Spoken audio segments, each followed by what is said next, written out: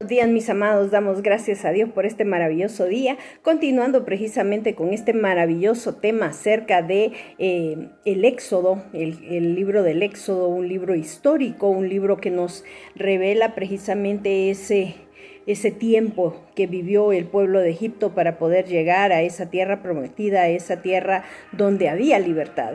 Y es ahí precisamente donde se desarrolla esta maravillosa historia de lealtad por parte de ese Dios que estamos conociendo, por parte de ese Dios que nos da absolutamente todo, pero también cómo de alguna manera, a pesar de que este pueblo tenía el respaldo de Dios, venían situaciones adentro de este caminar en el desierto que sinceramente daban mucho que desear.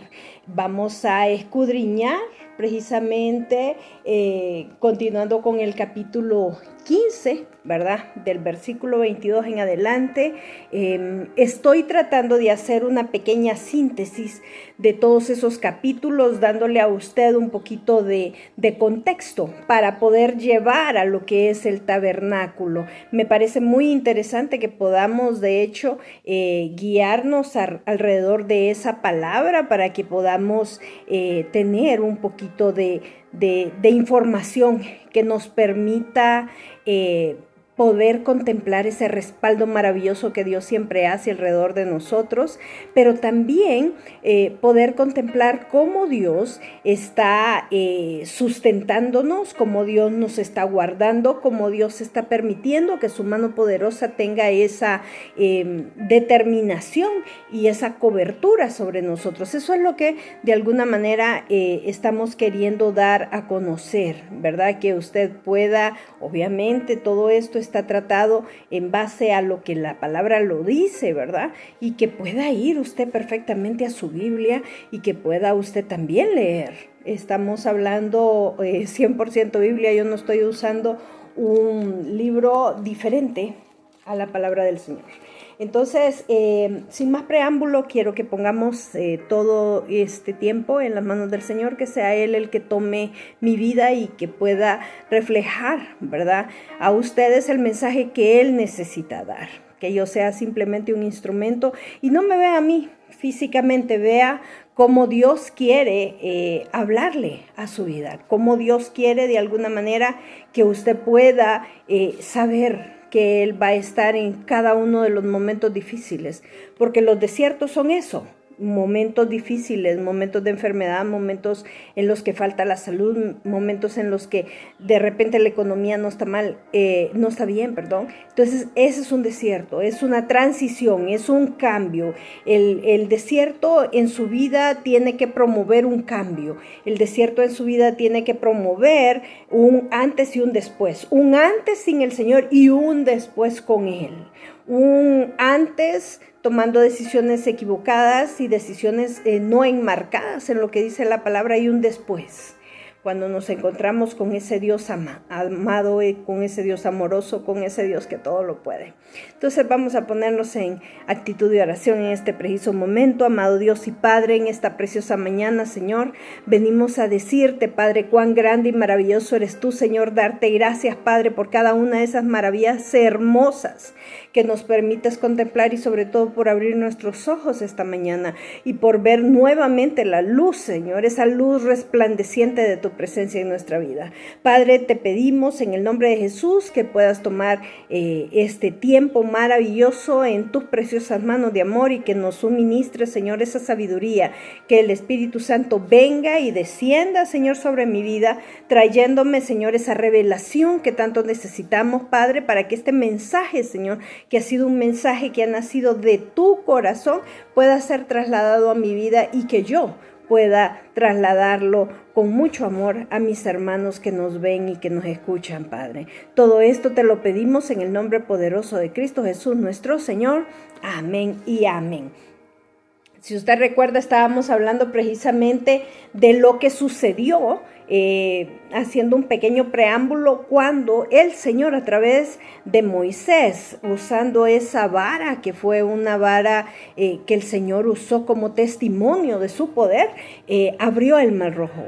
Y cómo de alguna manera el pueblo de Israel fue salvado de las manos de ese gobierno egipcio, de ese rey de Egipto, que ya había prometido dejarlos ir. Pero usted sabe, a veces cuando no estamos en el Señor, no mantenemos una palabra y las decisiones que tomamos son adversas, son decisiones de acuerdo a nuestro propio sentir o a nuestro propio pensar, y es ahí donde la situación pues se torna de esta forma. Emperador, este gobernador, el líder egipcio, pierde una gran parte de su caballería, pierde una gran parte de sus carruajes, pierde muchos de sus soldados, precisamente por no haber cumplido esa palabra de darle libertad a ese pueblo de Egipto. ¿Qué es lo que sucede después? Vamos a adentrarnos a lo que dice la palabra en el capítulo 15, verso 22 del libro de Éxodo. Y la palabra, honrando al Padre, al Hijo y al Espíritu Santo, dice así: e hizo Moisés que partiera Israel del Mar Rojo, y salieron al desierto de Sur, y anduvieron 3 días por el desierto sin hallar agua. 3 días sin agua, póngale cuidado. Y llegaron a Mara. ¿Se acuerda que cuando estábamos hablando sobre Noemí, después de haber perdido sus 2 hijos y su esposo, dijo que ya no le llamaran Noemí, que significaba alegría, sino que le llamaran Mara, porque Mara significaba amargura? Bueno, entonces le traigo a recuerdo esa precisa palabra, porque aquí hablamos de Mara y hablamos de que así se le llamaba a esa área, porque era una agua que había ahí, pero estaba completamente amarga. Y dice, y llegaron a Mara y no pudieron beber las aguas de Mara, porque eran amargas, por eso le pusieron el nombre de Mara. Entonces el pueblo murmuró contra Moisés. Murmuración. Eso es algo que Dios no lo permite. Entonces voy a remarcar muchísimo en esta parte, porque si hay algo que nosotros tenemos que tener en cuenta es no permitir que nuestra boca murmure en medio de una circunstancia, en medio de una prueba. Eso es lo que menos tenemos que hacer, mis amados, y le voy a explicar por qué, a la luz de la palabra, por supuesto. Y entonces dice, entonces el pueblo murmuró contra Moisés y dijo, ¿qué hemos de beber? Y Moisés clamó a Jehová, y Jehová le mostró un árbol y lo echó en las aguas, y las aguas se endulzaron. Ahí les dio estatutos, ordenanzas, y ahí los probó.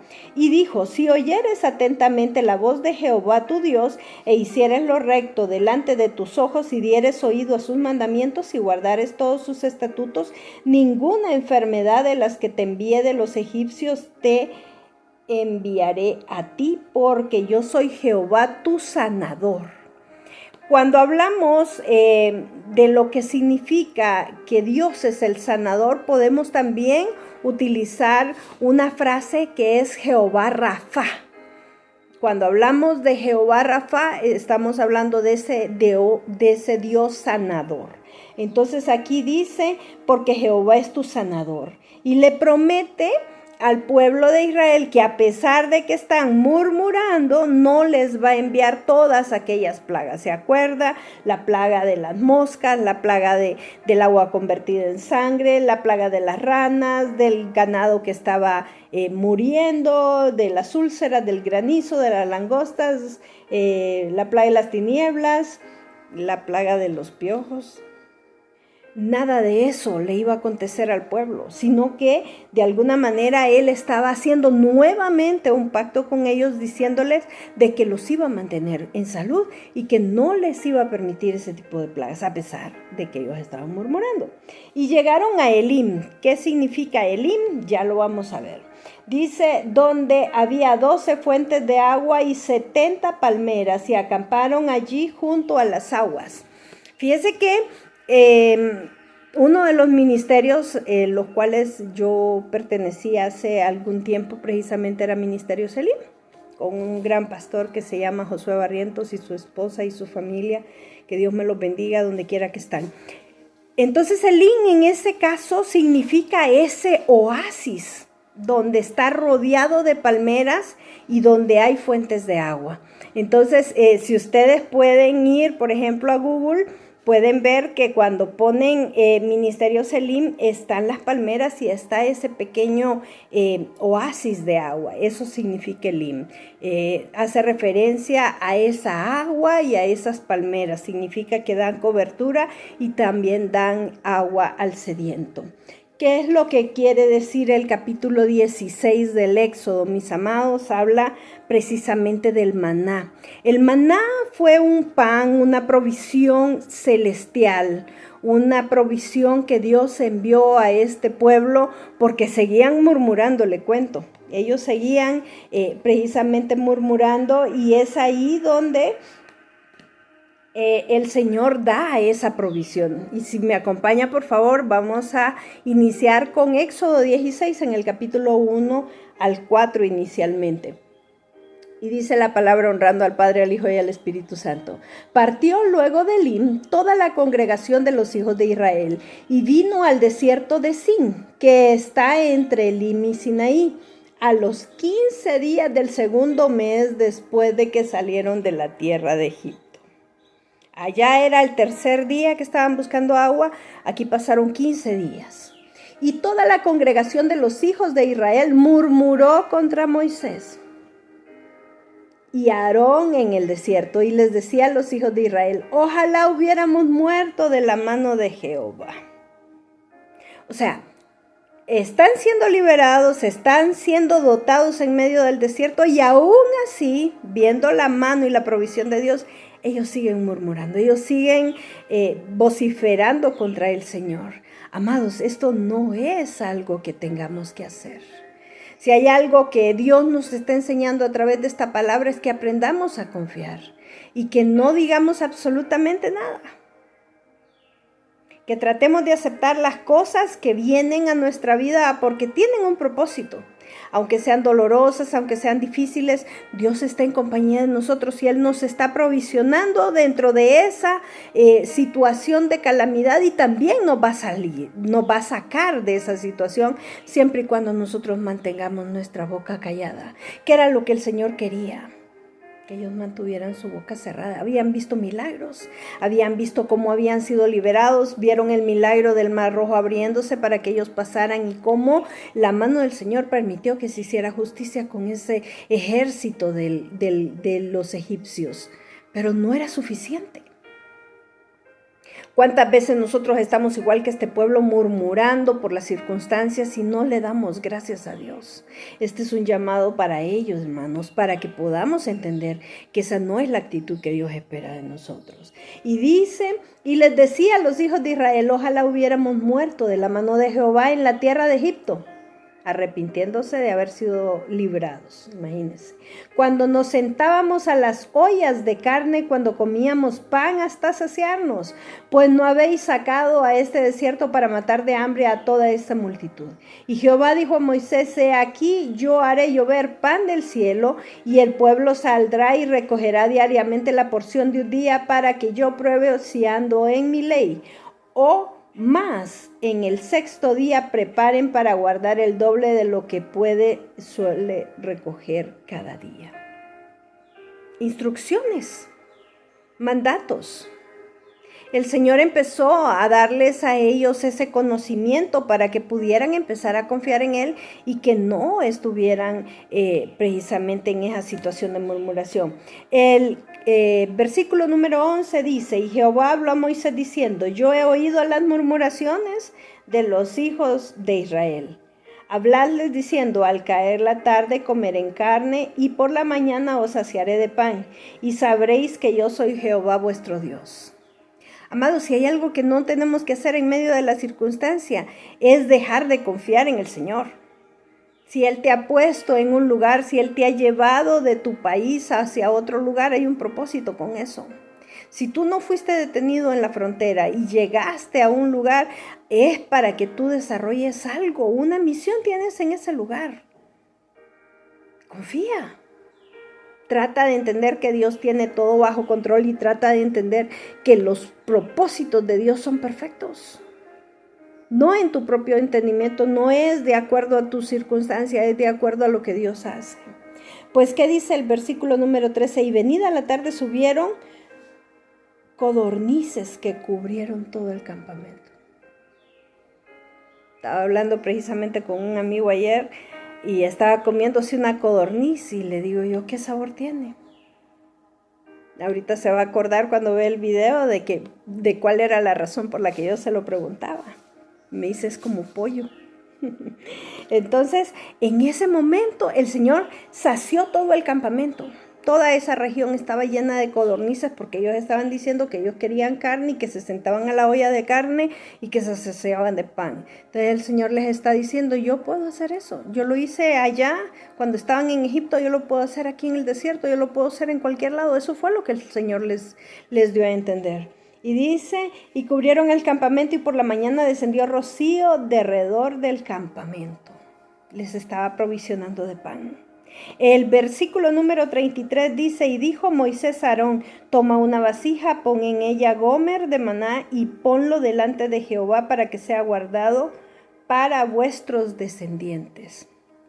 Fíjense que estoy tratando de poder llevar paso a paso estas pequeñas enseñanzas, porque cuando lleguemos al tabernáculo van a entender que una parte de ese maná se guardó precisamente para eso, para que el pueblo tuviera un recordatorio de ese milagro, para que el pueblo tuviera un recordatorio de que cuando tú confías en Dios, Él va a proveer todo el alimento que tú necesites. Y para eso estaba dando esa instrucción. Dice, así comieron los hijos de Israel maná 40 años, hasta que llegaron a la tierra habitada. Maná comieron hasta que llegaron a los límites de la tierra de Canaán. Y gomer es la 10ª parte de un efa. Amados, muchas veces nosotros vamos a pasar por momentos de dificultad, pero lo que Dios quiere no es que usted murmure y diga, puchica, desde que yo acepté al Señor, puchica, desde que yo hice esto o desde que yo hice lo otro. Desde que tú aceptaste al Señor como tu único y suficiente Salvador, estableciste un límite de lo que tú puedes hacer con tus fuerzas y lo que vas a hacer con las fuerzas del Señor. Y eso es lo que nos quiere decir precisamente la lectura esta preciosa mañana, que usted pueda confiar en que Dios está allí, que Dios va a hacer algo poderoso en usted. Eso es lo que Dios quiere.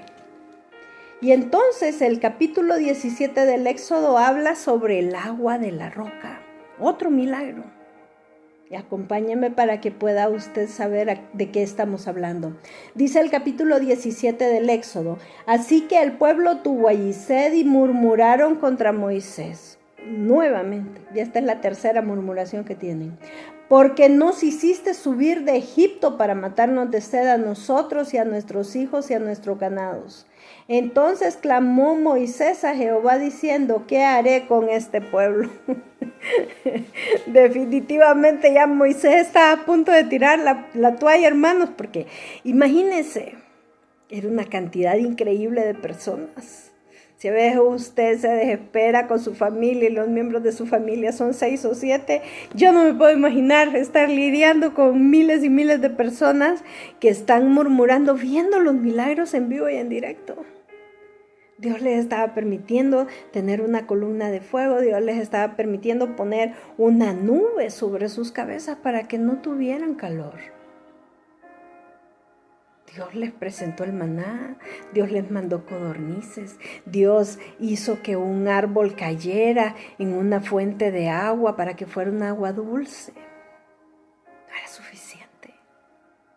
Se puede imaginar el amor tan grande, cuántas veces el Señor ha estado con nosotros viendo nuestras actitudes y nuestro pobre Dios ha de decir, ay Dios mío, ¿qué hago con este? ¿Qué hago con esta? Pero ya tener el mismo cántico por cantidad de personas ha de ser difícil. Pues este Moisés estaba ya a punto de tirar la toalla de tanto problema que le daba a esta gente. Y dice, entonces clamó Moisés a Jehová diciendo, ¿qué haré con este pueblo?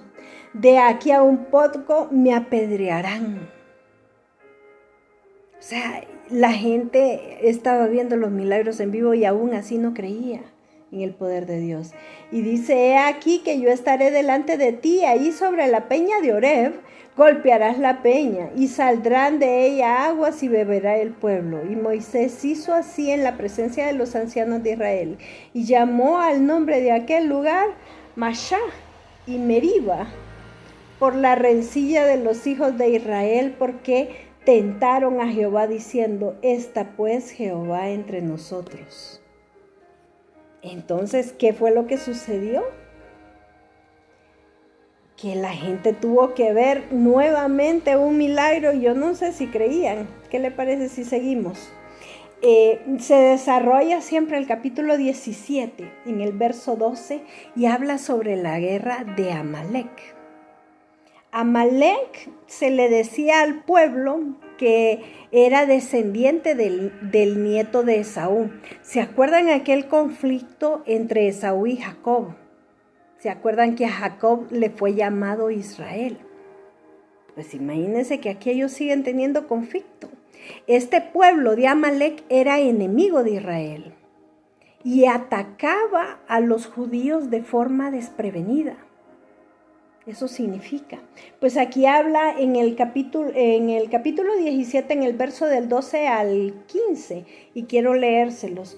Dice la palabra, y las manos de Moisés se cansaban, por lo que tomaron una piedra y la pusieron debajo de él, y se sentó sobre ella. Y Aarón y Hur, que eran precisamente dos de los acompañantes de Moisés, levantaban las manos de Moisés. Entonces el Señor ya les había dado una instrucción de que cuando Moisés tuviera sus manos levantadas, ellos iban a tener victoria. Pero obviamente el hombre se cansaba. Imagínense cuánto tiempo. No eran guerras de 15 minutos. Eran guerras de varias horas o posiblemente días. Entonces estos dos jóvenes, tanto Aarón como Hur, le ayudaban a levantar las manos. Y entonces esa era la promesa que Dios le había dado. Y dice, y Josué deshizo a Amalek y a su pueblo a filo de espada. Moisés edificó un altar y llamó su nombre Jehová Nisi. Y dijo, por cuanto la mano de Amalek se levantó contra el trono de Jehová, Jehová tendrá guerra con Amalek de generación en generación. O sea, esto se sigue desarrollando hasta este momento. Usted ve que hay poblaciones que de alguna manera están en esa área, ¿verdad? Que están precisamente llevando esta situación contra el pueblo de Israel. Esto data de miles de años. Y lo que quería decirle era precisamente que ellos llegaron a un pueblo que se llamaba Refidim, que Refidim significa lugar de descanso de los israelitas. Era ahí precisamente donde ellos acampaban. Y Jehová Nisi, ya sabemos que Jehová Rafa es Dios sanador, pero Jehová Nisi es el Señor, es mi bandera, es mi estandarte. Eso significa, cuando usted tenga un conflicto, cuando usted tenga una batalla, entonces háblele a Jehová Nisi. Usted puede mencionar esa palabra, Jehová Nisi, y Dios va a venir como su estandarte delante de usted para poder ayudarle a vencer a su enemigo. De eso se trata. Entonces, vamos a entender que ese conflicto se ganó precisamente porque Moisés prevaleció el pueblo de Israel en esa batalla y ganó, porque el Señor le había dicho a Moisés que tuviera sus manos levantadas para poder ganar esa batalla, y así se hizo. En el capítulo 18 habla de Jetro. Si se acuerdan, Jetro era el suegro de Moisés, el papá de Séfora, su esposa. Cabe mencionar que Séfora tuvo 2 hijos, con Moisés. Uno se llamaba Gersón y el otro se llamaba Eliezer. Cuando Jetro se dio cuenta del lugar donde Moisés estaba, Jetro visita a Moisés en esa área. Esto lo dice el capítulo 18 del Éxodo. Y dice, ahora conozco que Jehová es más grande que todos los dioses, porque en lo que ensoberbecieron prevaleció contra ellos. Y tomó Jetro, suegro de Moisés, holocaustos y sacrificios para Dios, y vino Aarón y todos los ancianos de Israel para comer con el suegro de Moisés delante de Dios. ¿Qué fue lo que hizo que este hombre creyera en ese Dios de Moisés, ese Dios maravilloso que tenemos nosotros en este tiempo? Cuando él llegó de visita con Séfora, con Eliezer y con Gersón, Moisés empezó a hablarle de todo lo que había vivido, de las plagas, de cómo en el Mar Muerto él había vencido a los egipcios y cómo Dios había provisionado del agua y del alimento, del maná y de las codornices a estas personas. Entonces es ahí donde en pláticas con Jetro realmente reconoce que realmente Moisés había sido enviado por el Señor. Y es ahí donde él, como lo dice el versículo 11 y 12 del capítulo 18 del Éxodo, reconoce el poderío, la majestad y toda la grandeza de nuestro Padre Celestial. El capítulo 18 en el verso 13 habla sobre el nombramiento de los jueces. Cuando Jetro estaba en esa visita, él vio que Moisés se cansaba demasiado, eran demasiadas personas.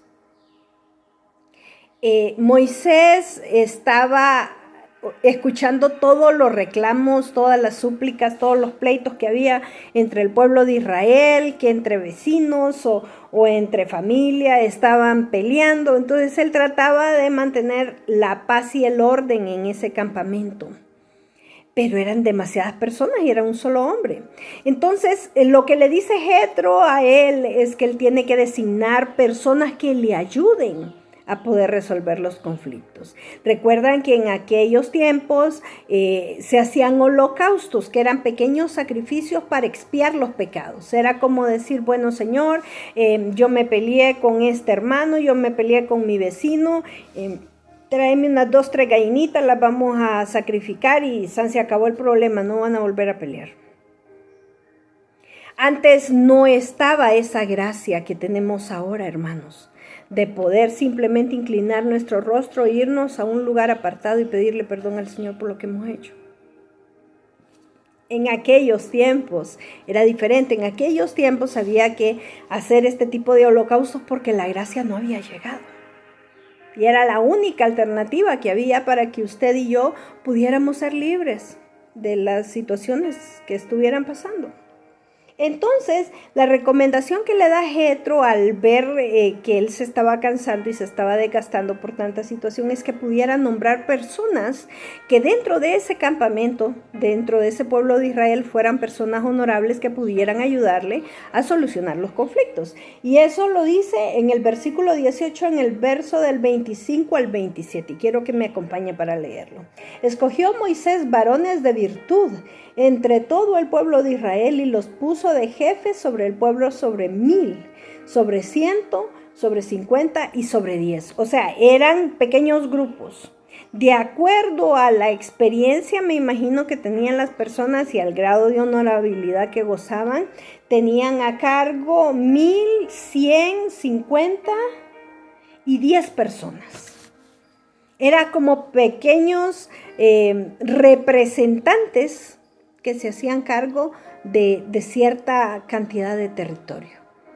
Entonces así era mucho más fácil porque así él tenía que atender a esas personas, pero había un poco más de tiempo. Era como de priorizar cuáles eran los casos como más difíciles, ¿verdad? Entonces, si vemos esta parte, estamos llegando a culminar el capítulo 18, esta parte del Éxodo es fascinante, hermano. Yo quiero que nos pongamos precisamente en actitud de oración y que podamos pedirle al Señor que sea Él el que nos dé más sabiduría y agradecerle este tiempo de aprendizaje que hemos tenido. Amado Dios y Padre, en esta preciosa mañana, Señor, venimos ante tu divina presencia, Señor, para darte gracias. Gracias, Señor, porque tú eres bueno, porque tu misericordia es para siempre.